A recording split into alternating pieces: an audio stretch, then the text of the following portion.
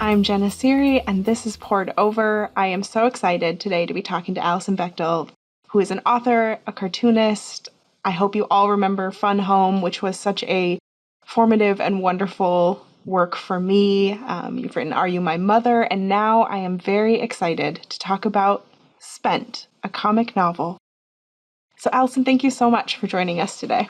Yes, Jenna, I'm very happy to be here. So this work, I was so excited when I saw something was coming. And as soon as I saw the cover and the premise, I was so ready to see your thoughts in this realm, this topic. So I was hoping you could start by telling us a little bit how you chose to tell this story and to tell it now. This story started out to be something different. When I began writing Spent, I thought it was going to be a memoir, like my other 3 most recent books have been. I got my start as a comic strip cartoonist, drawing this comic strip called Dykes to Watch Out For, which I did for like the whole first phase of my career for 25 years. Then I got into these like super searching internal stories about my family and my life. And I thought that I was going to do yet another one of those that would be focused on money, like my relationship to money, what it's like to live in capitalism and try to like hang on to yourself and some shred of like ethical behavior.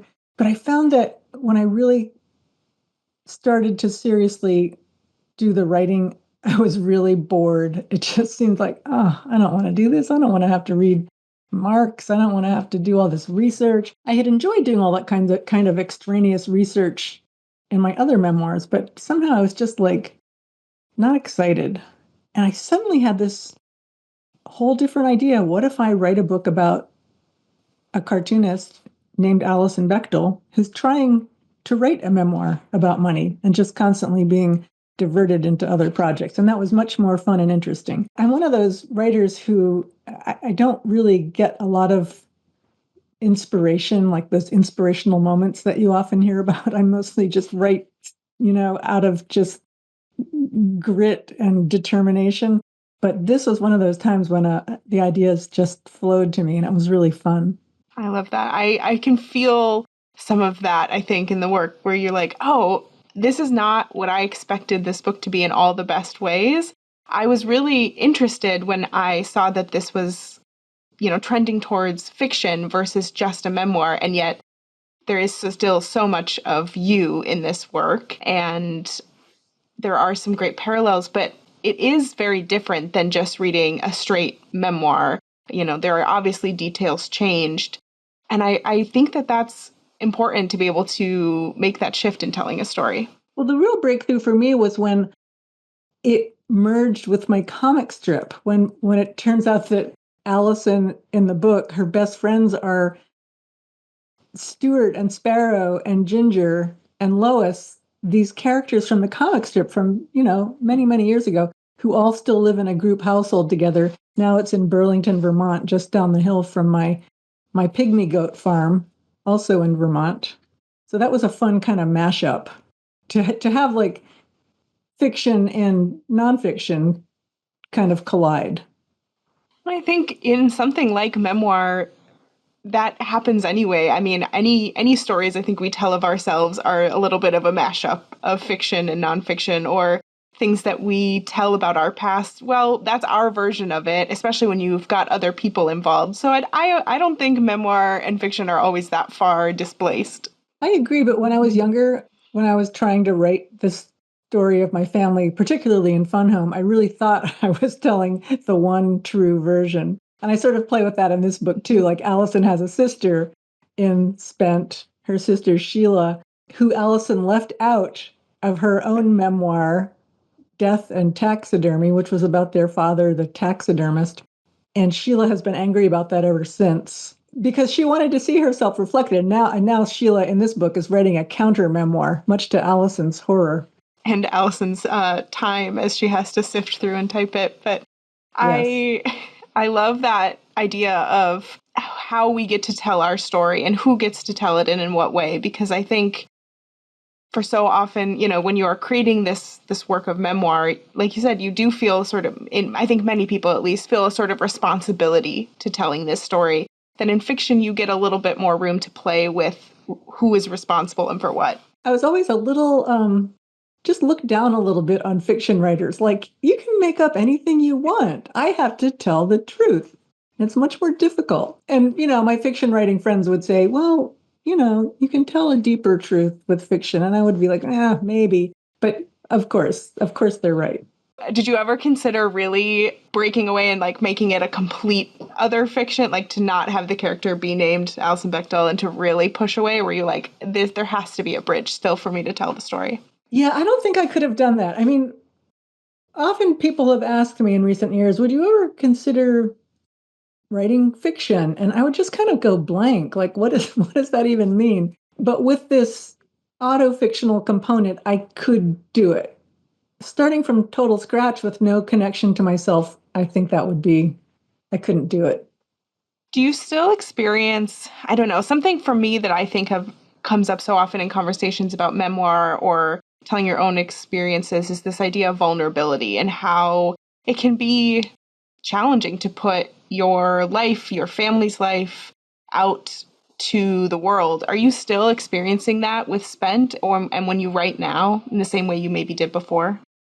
Well, I think in a way, I didn't plan this, but I feel like in a way, Spent is a reaction to that. Spent is a way of sort of covering my own tracks. Like, yeah, I have revealed so much intimate material about my own life and my family's life over the years. And when I was younger and doing it for the first time with all of this eagerness of like telling the truth, I didn't look further down the road. I didn't think what that would be like 20, 30 years later. But I guess I'm feeling a little, what is that thing people talk about when you like overshare, like a slight vulnerability hangover or something?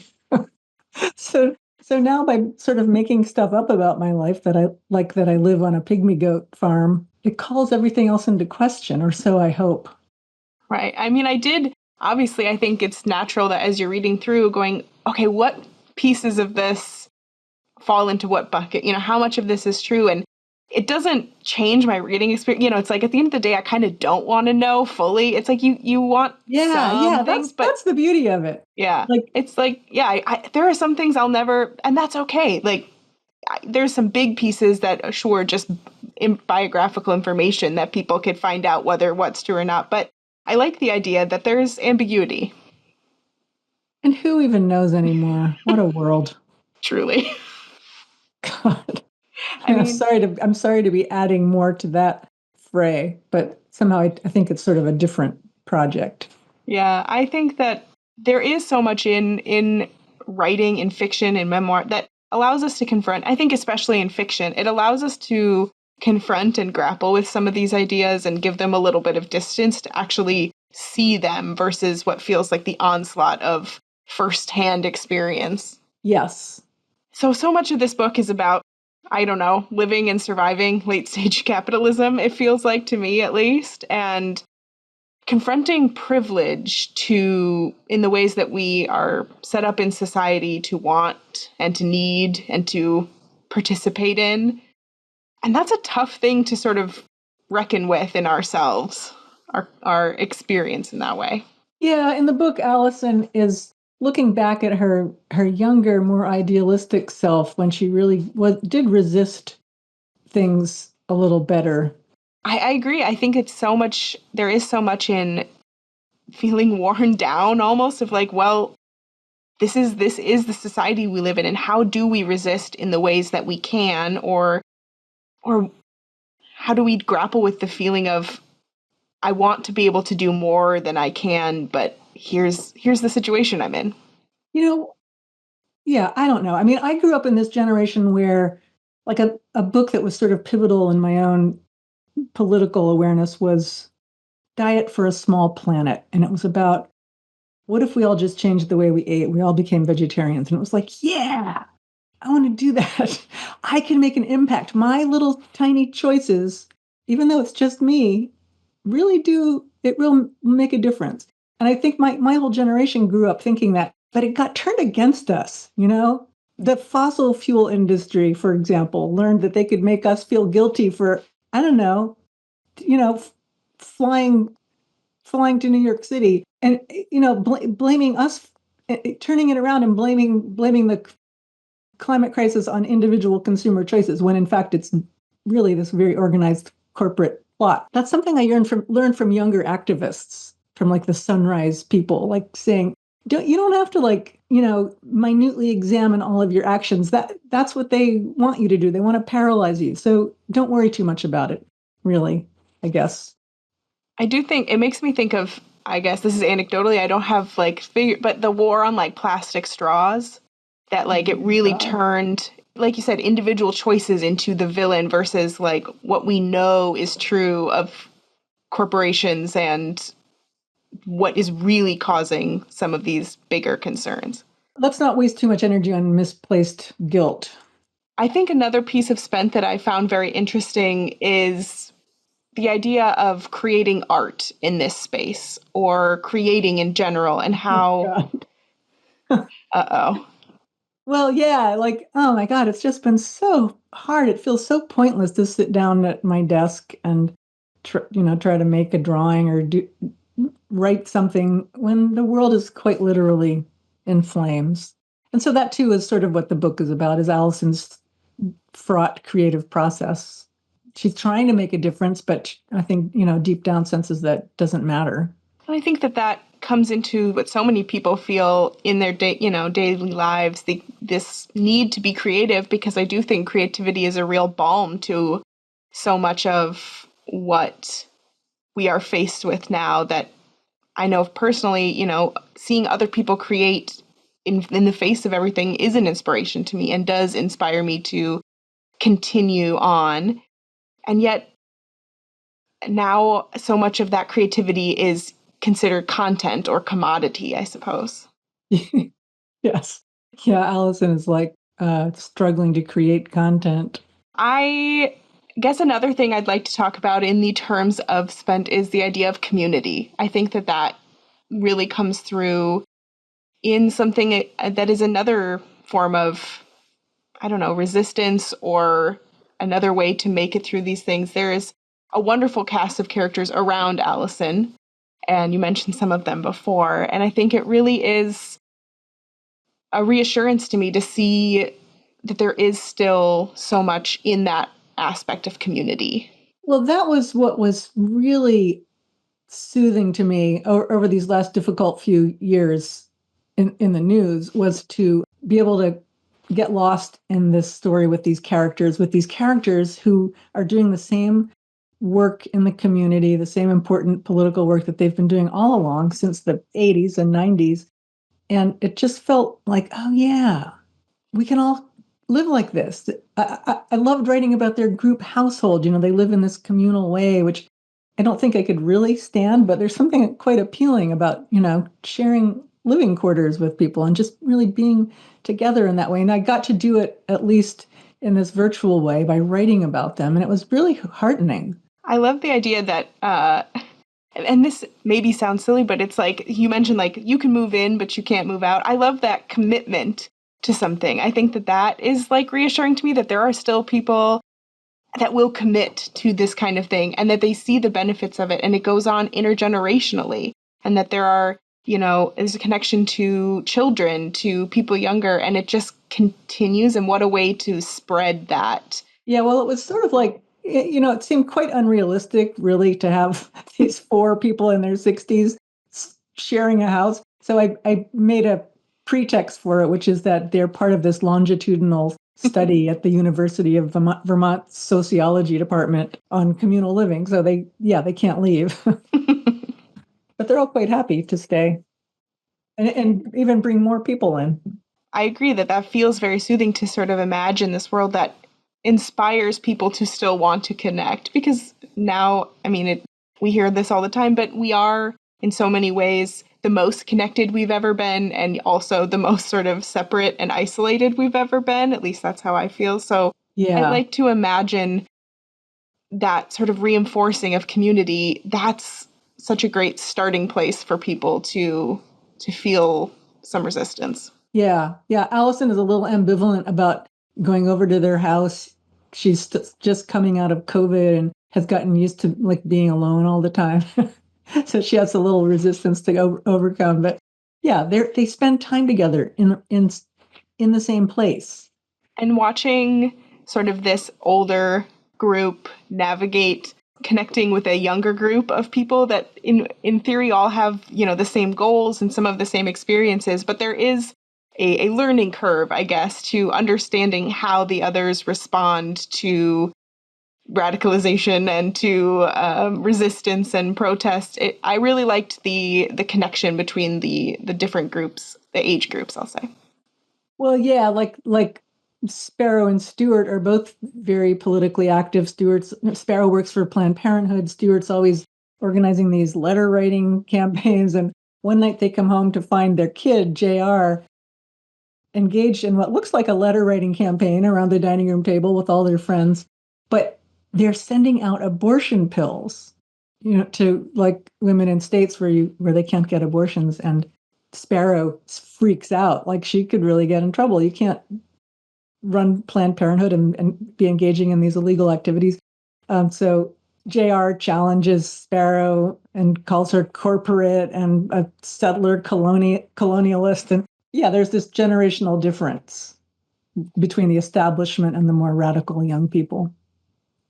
And I think that is something that we see and out, you know, as loath as I am to admit, sometimes I go on TikTok and seeing those differences really is interesting when it feels like, well, I think the goals are all pretty much the same. Yeah. Young people don't have as much invested in the status quo, which is what enables new stuff to keep happening. So God bless them. I know some of your past works have really been labors of love and have taken you long time to create. I know Fun Home I think took quite a while to write. Was Spent a similar process, or were you No, I feeling really banged different? this one out. I went supersonic pace. My other books, yeah, have taken 7 to even 10 years to do. But this book just felt really urgent and it was different. These memoirs were sort of long, open-ended kind of processes of discovery. Like I was trying to figure something out about myself and learn something. Like one whole book I had to spend 2 years learning about psychoanalysis like that. I just had to do that in order to write the book. This book is just fiction. It's like I made it up. I was able to write an outline, make a plot, make things happen. Who knew you could do that? That was really fun. Well, actually, I did know you could do that from my work many years ago, drawing a comic strip where I had to crank out an episode every 2 weeks. And I've really missed that sense of continual productivity. It's excruciating working on a long project and you don't have any idea how it's going to end or where it's going. So this was quite concrete. I could just sort of put it together like with building blocks and then draw it. And I just tried to really move fast with the drawing, which is a little evident on some pages as I look at it now. But I think that's okay. It's important to just get it done.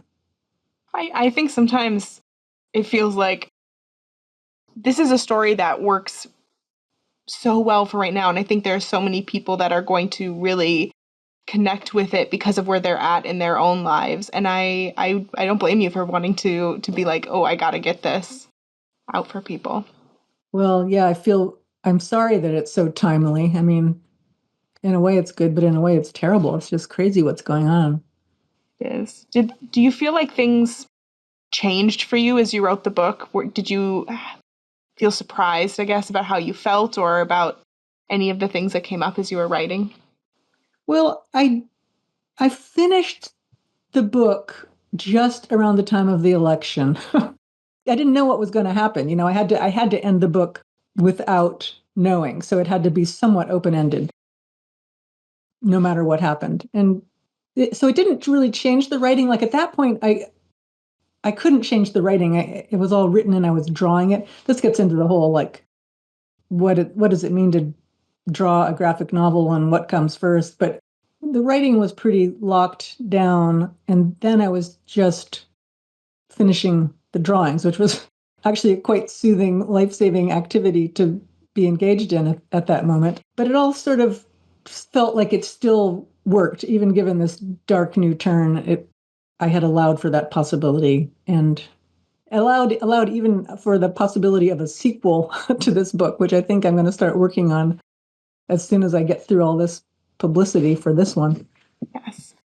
I I kind of had assumed, and it makes sense that you do the majority of the writing sort of up front and then go back in and do the drawing. But I wonder, do you have, as you're writing, a pretty solid vision of what you want everything to look like? In my head, yes, but then getting it down on the page is another matter. Like it's just hard work making drawings.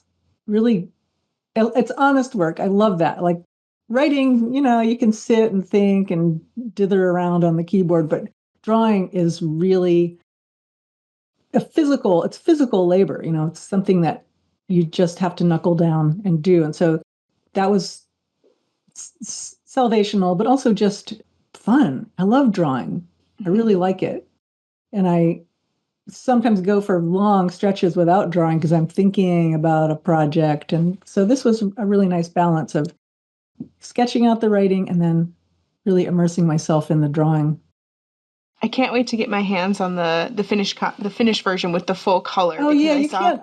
The issue the little advanced reading copy is in black and white, and it just looks so dismal. I just got the real color book, and it's so pretty. From my comic strip that I did for all those years was always just black and white, and that felt fine. It felt like, I mean, that's partly because, oh my God, I started doing that comic strip way back before the digital revolution. You just couldn't do color in those days, or you could, but it was really, really time consuming and expensive. Now you can do it, and it's still quite time consuming, but I love the depth that it gives. Like I really feel like I'm in this world with these characters in a way that the black and white art now looks kind of weak and feeble. I'm very excited to get to see, because I was trying to imagine, obviously you're trying to go through and be like, okay, I think I know, but I'm very excited to see the finish because I think it just is going to look different than so many of the other things that I have seen before. And really, with your like distinct style, I think it is going to be something people are really going to love as Well, they. one of my favorite cartoonist is Hergé, the guy who drew all the Tintin Tintin. comics. And I've always felt like I wanted to tell a story like that. These long adventure stories in beautiful, beautiful drawings with full color, lovely, subtle color, but make it for adults, make it for grown-ups. And so I feel like that's what I have achieved in this book.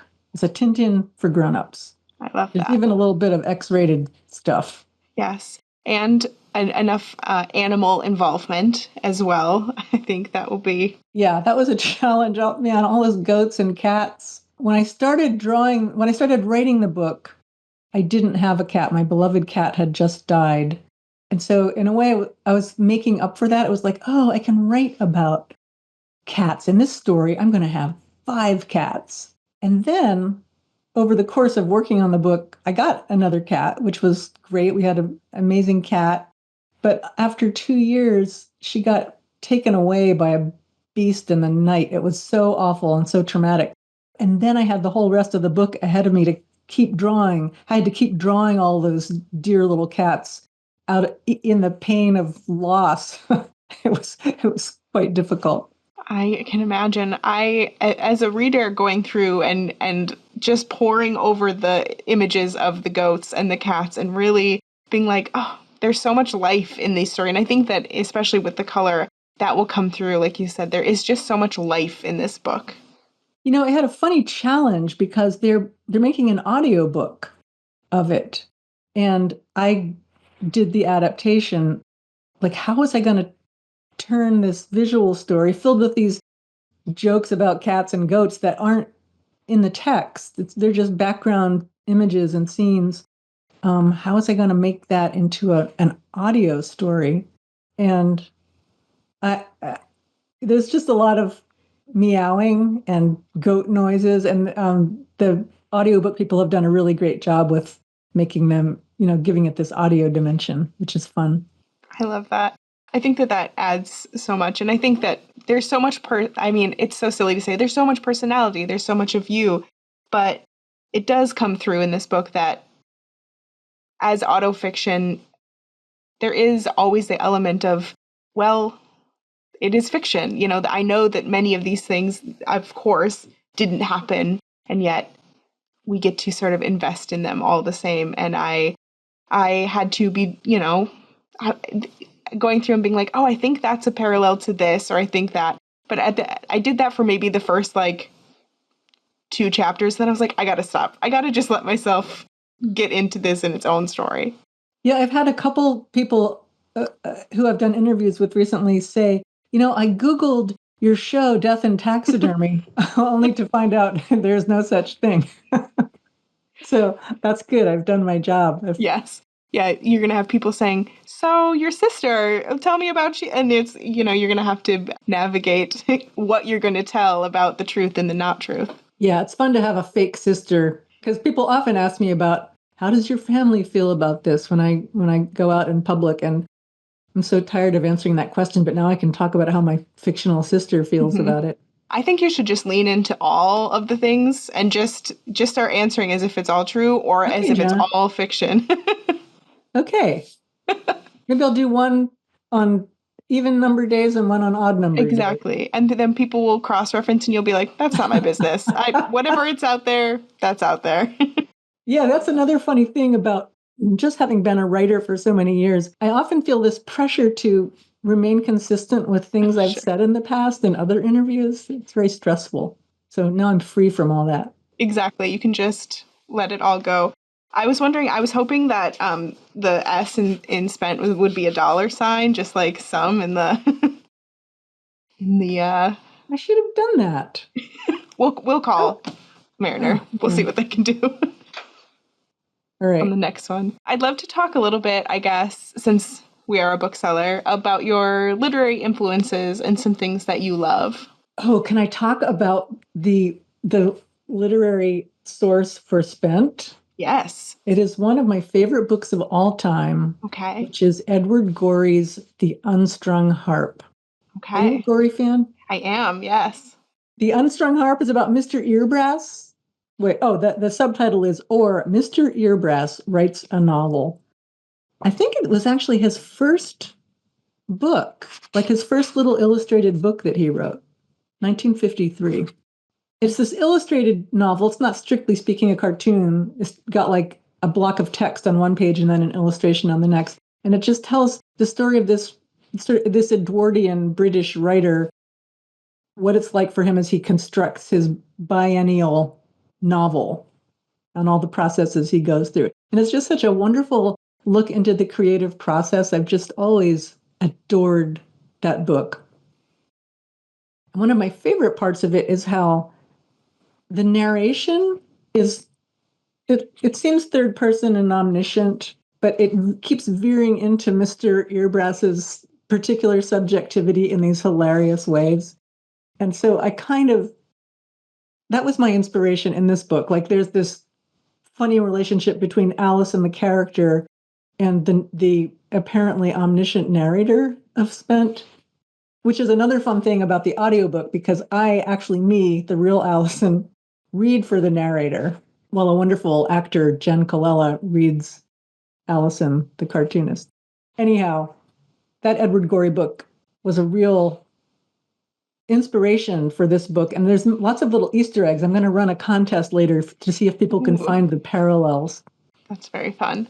I love getting to hear those sort of connections, because I think now I'm like, oh, I got to go pick that up and then reread Spent. I got to find those Easter eggs. I am a rabbit hole reader. So once you tell me things like that, I got to go find it out. Okay, you might win the contest. Oh, perfect. Do you have sort of any, like a perfect reader or someone that you really hope finds this book? Back in the day when I was doing my comic strip, I felt like it was very much a communal project, and I was constantly like getting feedback from people, whether I wanted it or not, and trying to incorporate it and make everyone happy. And that was great.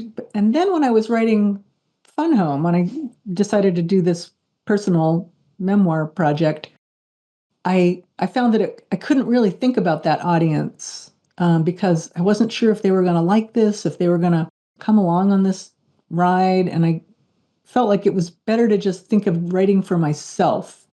And then I just really stopped thinking about the audience because who knows? Who knows going to be reading it?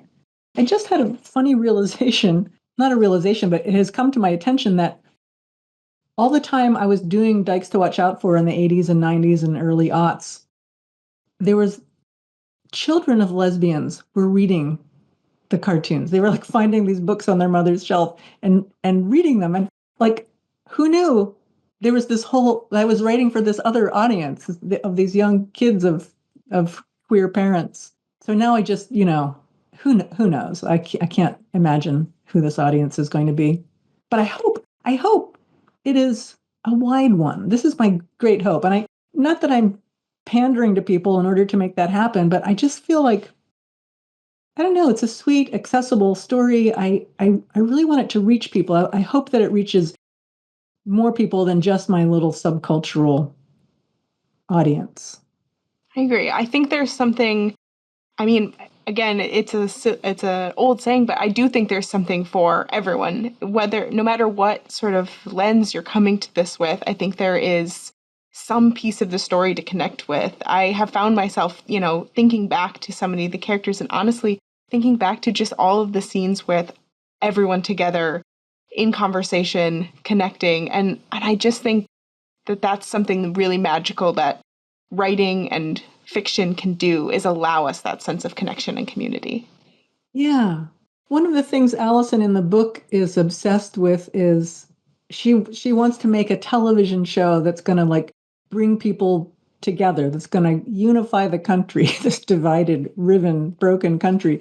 Because she misses the TV of her youth when everyone was watching the same shows together and we all were kind of on the same page, even though those shows were very, racist and sexist and homophobic and any number of other things. But she has this fantasy of reaching that mass audience. And I guess I do too. Well, I think that there are going to be so many people that are so excited to learn more about this story, to connect with it, and to really put some of their self in Spent as well. So thank you so much, Alison, for joining me today and talking about this Jenna. book. It was a delight. Thank you for listening. Poured Over is a Barnes & Noble production. To help other readers find us, please rate and review the show wherever you listen to podcasts.